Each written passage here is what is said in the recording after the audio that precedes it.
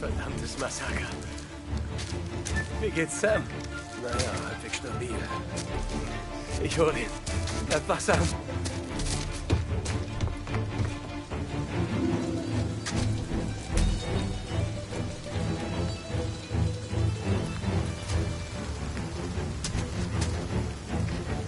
Komm, Kumpel, es geht nach Hause. Ich brauch den Arzt, Pauli. Halt durch!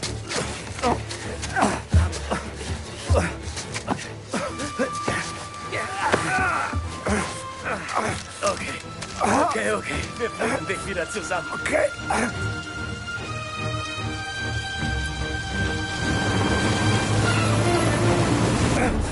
Pauli! Noch mehr Gesellschaft! Okay, ran da. Ich bin hier, Seth. Munition und Thompson sind da hinten irgendwo.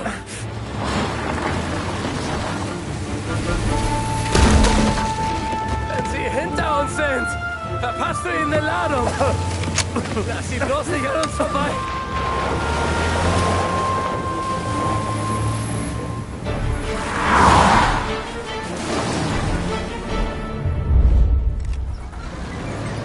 Das ist ein Mörderding! Wo zur Hölle kommt der Truck her?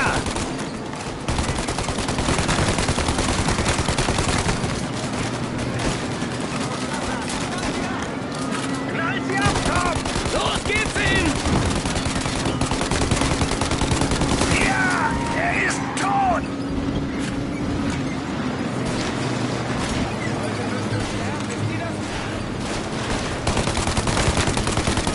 Mögt ihr das, ihr Wichser!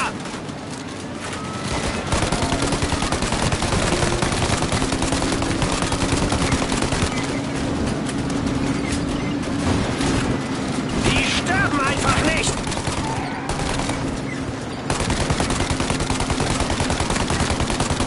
Pauli, der Truck will uns ans Leder!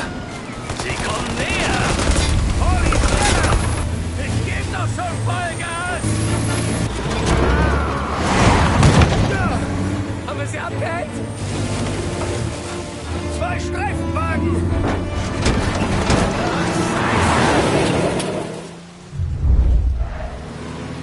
Wir kriegen Ärger drauf! Sie sind dicht hinter uns!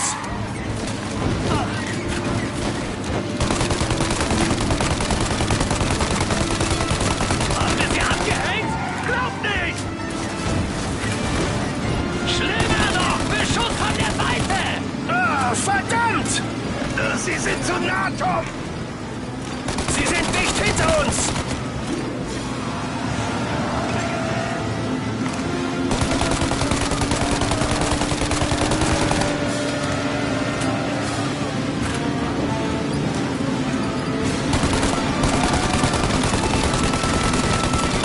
Einen hab ich!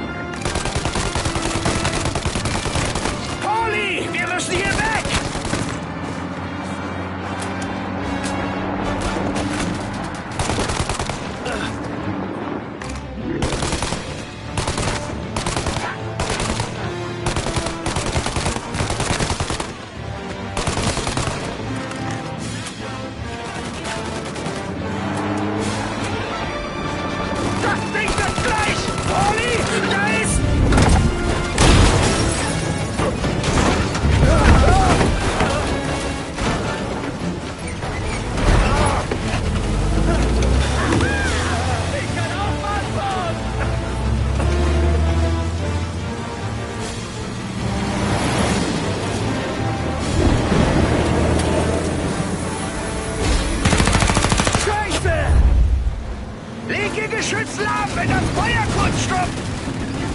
Schieß jetzt! Das ist unsere Chance! Sie laden nach! Oh, das Geschütz muss weg!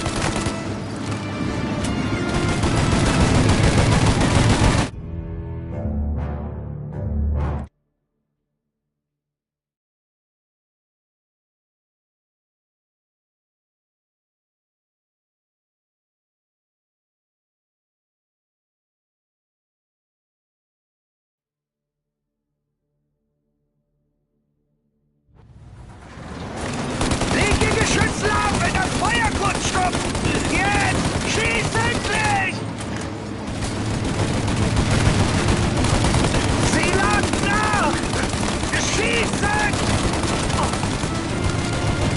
Jetzt, Tommy! Sie laden nach!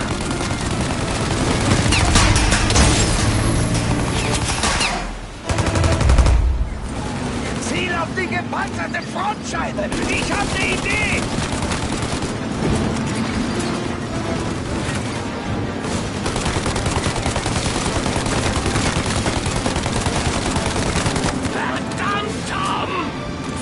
Die Panzerung!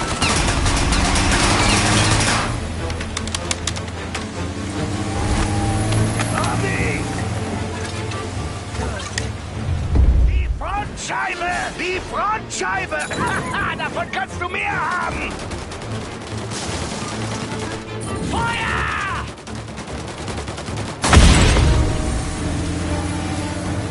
Holly, los, fäng sie ab!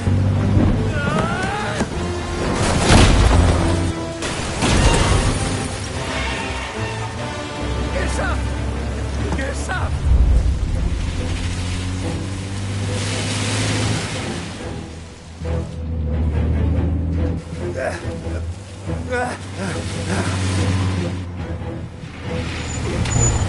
Okay, wir sind da. Tom, du trägst Sam raus. Ich weck den Doc. Sam! Geschafft!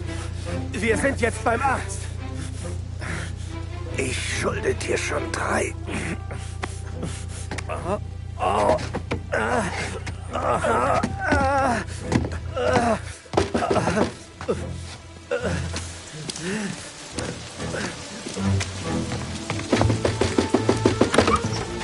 Pauli, was zur Hölle machst du hier so spät? Hey, guten Abend, Doc. Tut mir leid, aber es gab einen kleinen Unfall. Wir haben einen Verletzten. Gut, bring ihn rein. Okay, danke. Okay, ich bleib bei Sam. Bring den Truck zurück. Mach Feierabend. Nein, ich warte.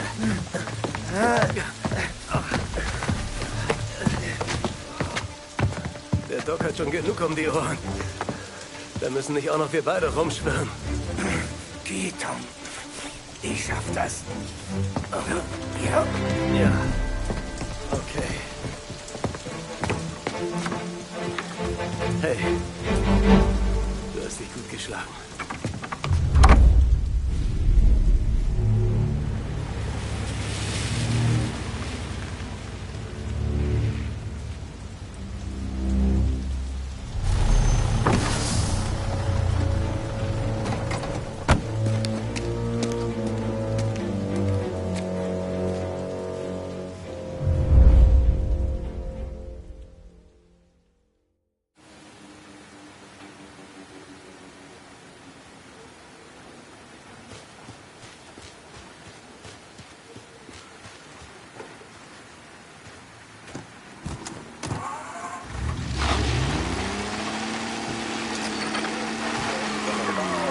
Presidential address delivered earlier this year on the topic of the National Recovery Administration.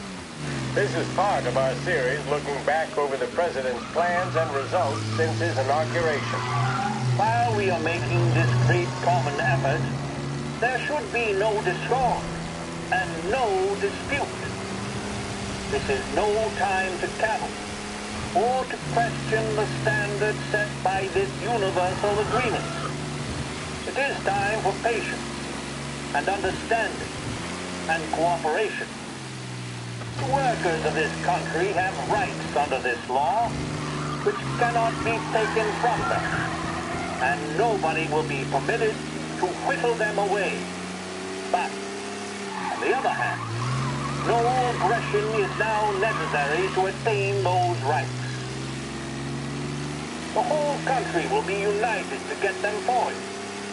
The principle that applies to the employers applies to the workers as well. And I ask you workers to cooperate in the same spirit.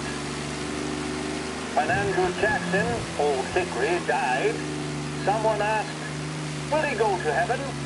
The answer was, he will if he wants to. If I am asked whether the American people will pull themselves out of this depression, I answer, they will if they want to.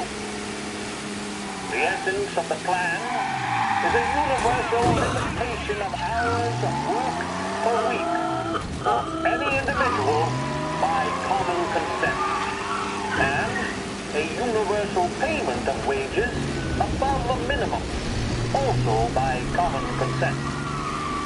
My friends, I cannot guarantee the success of this nationwide plan, but the people of this country can guarantee its success. I have no faith in heroes, but I believe that we can greatly influence economic policy. I have no sympathy with the professional economists who insist that things must run their course and that human agencies can have no influence on economic ills. One reason is that I happen to know that professional economists have changed their definition of economic laws every 5 or 10 years for a very long time. But I do have faith and retain faith in the strength of common purpose and in the strength of unified action taken by the American people. The president there speaking earlier this year on the National Recovery Administration.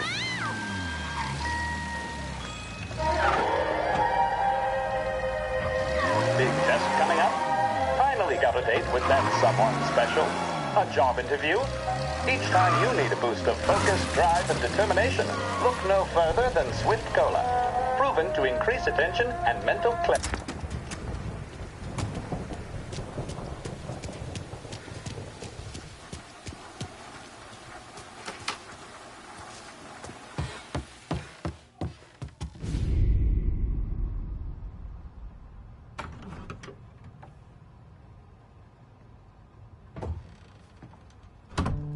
Du bist spät. Das Essen ist kalt.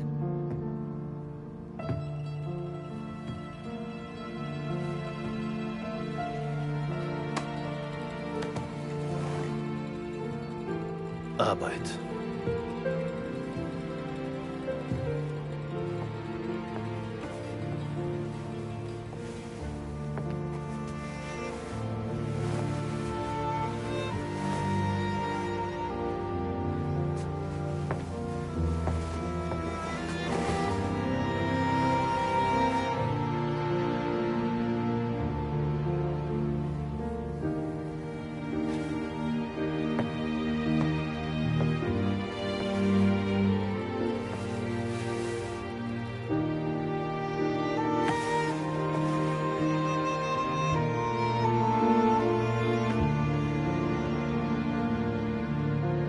Heirate mich. Okay.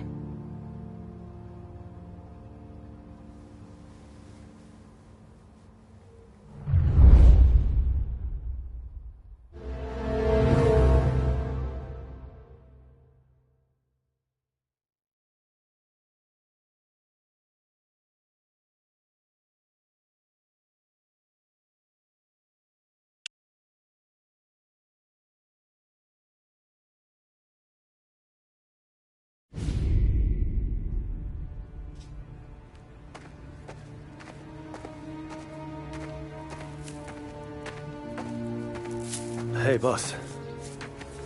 Ich bin sofort hergekommen. Setz dich, Tom.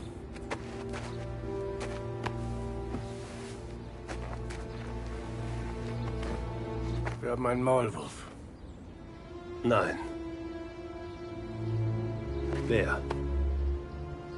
Ich lag die ganze Nacht wach und habe mir das Hirn zermartert.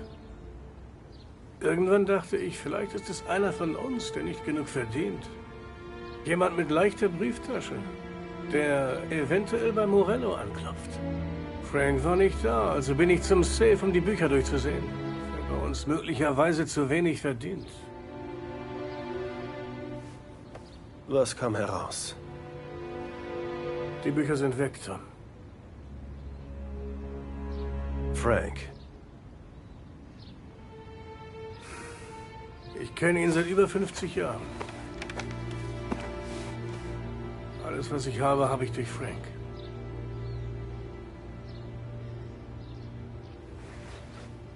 Jeder Dollar, den wir verdient und ausbezahlt haben, steht in diesen Büchern.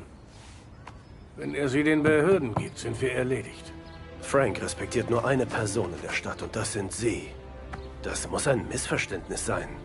Ich rufe ihn ständig an. War bei ihm zu Hause. Er ist weg. Frau und Kind auch. Aber warum?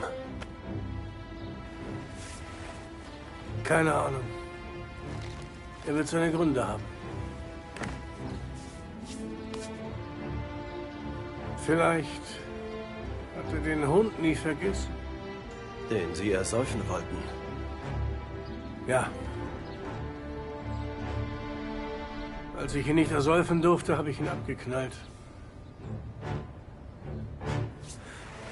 Ich war ein dummer Junge, Tommy. Aber ganz egal, wir brauchen diese Bücher zurück. Geh zu unseren Informanten. Vielleicht weiß jemand was.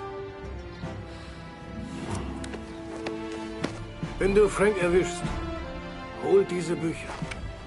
Und wenn er sie nicht bei sich hat, quetschst du aus ihm heraus, wo sie sind. Danach tust du, was getan werden muss.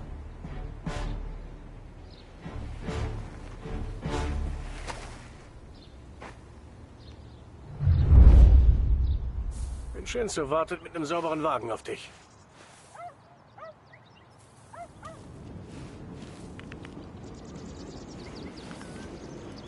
Wenn die Feds diese Bücher kriegen, fliegen wir auf.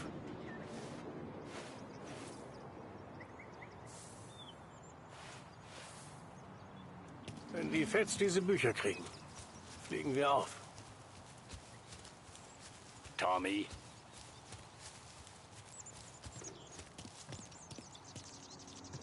Harte Zeiten, Das darf Tom. nicht ans Licht kommen, Tom. Fang mit Biff an, aber gib ihm nichts. Ich habe hier einen neuen Wagen. Und hier ist noch was, wenn du willst.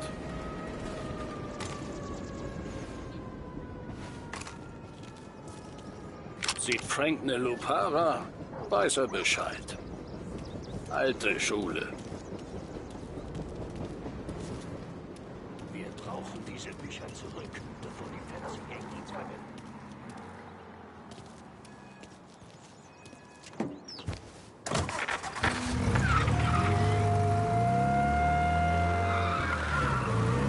And now for the latest news. The Navy is today continuing its search for the remains of those brave souls lost aboard the airship USS Akron. The Akron was destroyed in a violent thunderstorm off the New Jersey coast Tuesday morning, with the loss of 73 of 76 aboard. The disaster stands as the worst aviation accident on record. Yesterday, one of the survivors, Lieutenant Commander Herbert V. Riley, spoke to members of the press and gave a brief account of the tragedy. He also spoke of the survivors' rescue by the German tanker, Phoebus. President Roosevelt has described the loss of the Akron as a national disaster.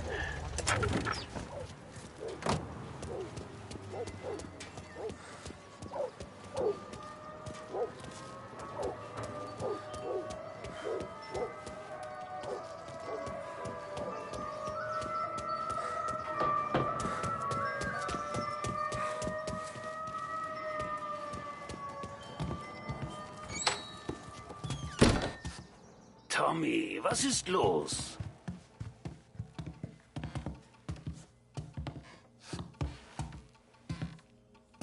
Gibt's irgendetwas Neues, was den Don interessieren könnte? Vielleicht. Was wär's dir wert? 20 Mäuse. Besser 40? Gut, dann raus damit. Das FBI ist hier. Morello hat denen was gesteckt, aber ich weiß nicht was. Wer sagt das? Little Tony hat einen Typen in Black Cat abgefüllt und nach Hause gefahren. Hat hübsch gezwitschert. Fragt ihn. Okay, danke.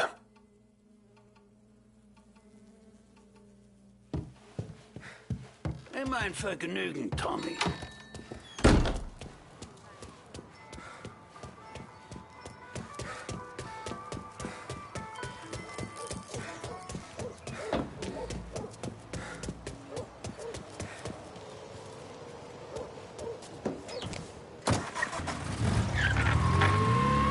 Welcome to a WLH Sports Report. There's a sense of anticipation as we await the start of the big game. Our very own Lost Heaven Lancers are out on the road, deep in enemy territory as they take on bitter rivals, the Empire Bay Cannons. This year's Gold Series is shaping up to be one of the best on record, with both teams matching one another blow for blow. Despite the Cannons' home field advantage and an early lead in the series, the Lancers have bounced back and have really taken their rivals to task. Many of the plaudits and column inches have been dedicated to one man. Lancers pitcher Bunny Smith is one of this year's standout performers. And with this series tied at 3-3, he may well be the key man that brings the Wistman Trophy back to Lost Heaven. But doing so will be no easy task, as standing in his way is opposition captain Foghorn Jack Seidel. His solo home run in the bottom of the fifth inning of Game 5 tournament in favor of the Empire Bay team. Victory was canceled out by the Lancers in Game 6, and we now have a powder keg finale that is sure to have everyone glued to their radios. Can Bunny Smith bring it home for Lost Heaven? Or will the Cannon's towering redhead have the final say? WLH 570 Lost Heaven Radio will carry live coverage of the final game of the Gold Series, and we hope you'll join us in wishing our boys well. And now, back to some of the latest musical numbers.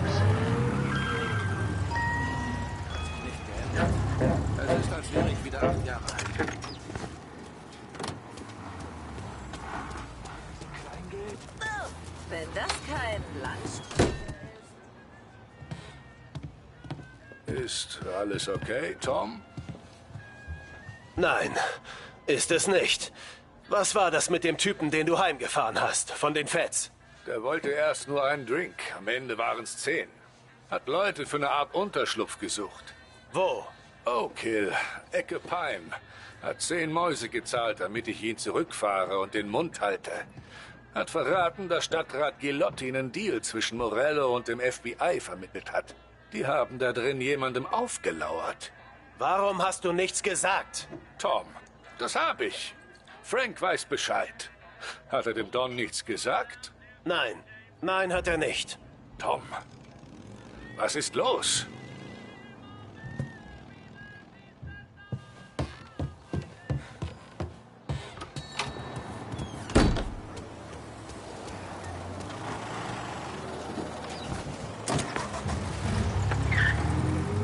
We return now to the coverage of Game 7 of the Gold Series. And by the looks of it, ladies and gentlemen, we'll be underway any minute now. The crowd here in the Armory are restless. You can almost taste the tension as we approach this, the deciding game between these two famous rivals. More than a little bad blood between them, and more than a couple of nasty flare-ups in recent years. Of course, this occasion, more than any other, could prove feisty, what with the drama that closed out the previous game. That, of course, saw the Lancers win to tie the series, and it's not often Empire Bay and Lost Heaven can boast the game's best current hitter and pitcher, respectively. I refer, of course, to Foghorn Seidel, the man mountain with a shock of red hair, and Lancers star Bunny Smith. Speaking of Smith, he is jogging, I suppose you'd say, between his teammates, issuing last-minute orders. They seem responsive to whatever he's saying. He commands respect from his team, that is for sure. By goodness, there must be some nerves among some of the younger Lancers, Elms, Graveson, and Nicholson. Smith seemed to have pepped them up. That's good to see. That's what a good captain does. The Cannons lineup is meandering over to the home team dugout. The Lancers are slowly taking up their position, so we can't be too far away from the opening pitch here at the Armory, the home of the Empire Bay Cannons. Stay with us for more.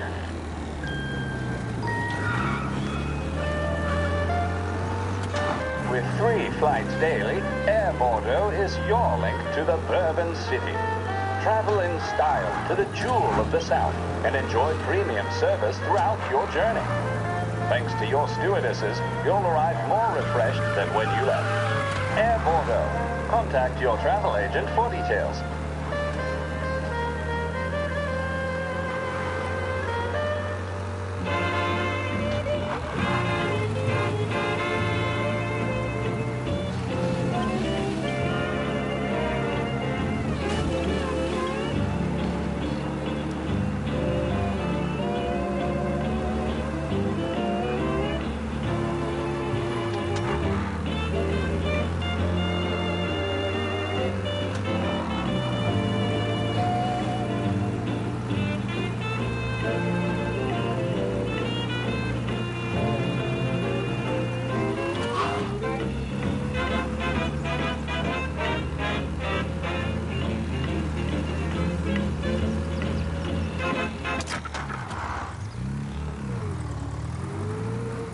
Hier ist es wohl.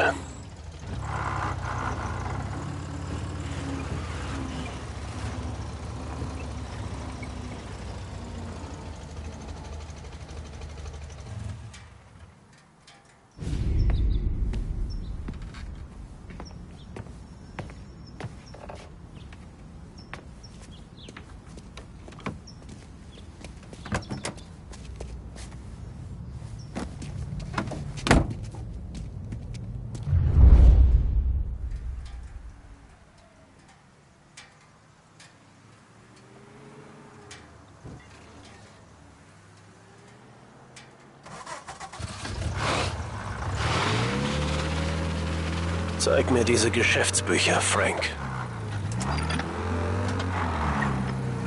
And we return now to coverage what could be the final play of this game and the series between the Lost Heaven Lancers and the Empire Bay Cannons.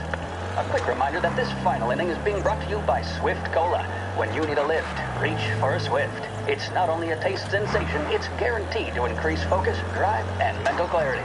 Pick up a bottle of Swift Cola today. And as we are coming to a close, let me thank today's other sponsors, Big Break Cigarettes and Lost Heaven Courier. Both of these teams could be said to be entering golden eras. Each team has a star player at the core with promising youngsters set around them. I refer, of course, to Smith and Seidel. The Cannons have had several such golden periods. The Lancers, it's fair to say, I can see Lancers manager Frankie Hodge down in front of the dugout, gesticulating. He seems animated, to say the least. Looks like he's putting one of the officials in his place or something or other. With the noise of the crowd, it is quite hard to say for sure. Whatever's going on down there, you can feel the sense of occasion, and you just know that whatever happens, the crowd will be the first to tell you what has happened. The Lancers are now within minutes of snatching the Gold Series, which at one stage had appeared doomed. But they equally teeter on the edge of defeat. It all comes down to the final play. Nobody is warming up in the bullpen. Nobody down there is considering the possibility of extra innings. Bunny Smith then, standing on the mound, looks like stealing determination on his face. He's betraying no emotion, doesn't look nervous or tired after his exertions this series, nor does he appear to be carrying the weight of expectation. He's having a word with the umpire about something or other. What a strapping fellow. 6'2", 195 pounds. If the Lancers are to win here today, he's going to write himself into the record books. And boy, oh boy, what that would mean to the people of Lost Heaven after such a long time without glory on the diamond. All right, they've sorted out whatever was going on. Here we go then. In for the Cannons, it's Paddy Doherty. Smith is pitching the game of his life, but Doherty's a big man. If he can catch one, it could run, and with bases loaded, the Cannons would have it. Here we go. Doherty facing down Smith. Fastball and strike. The big man thought he had it. Some speed on that ball. My goodness. It's fair to say Doherty looks a little spooked. Sie bringen dich zum Flughafen, Frank? His body language tells the tale. Smith remains cool under pressure, not a flicker of emotion on his face. He winds up. And that's two. There was zip on that one. Good Lord. Seidel is barking something at Doherty, but we have no chance of hearing it as the noise of the crowd reaches fever pitch. Doherty's gesturing, and that's only making Seidel more irate. This is it, folks. Another strike, and the Lancers win. If Doherty can get behind it, surely the Cannons will get all their men home and snatch victory. A swing and a miss, and that's the winners! Lancers win! Lancers win! And Smith finally cracks an elated smile. He's thrown his cap in the air, as have his teammates. Lancers win the 1933 Gold Series! a reason the racers of the Lost Heaven Grand Prix use only Trago motor oil, and that's because only Trago makes engines perform at their maximum while guarding against wear and tear. For optimal performance, Trago lets you go, go, go.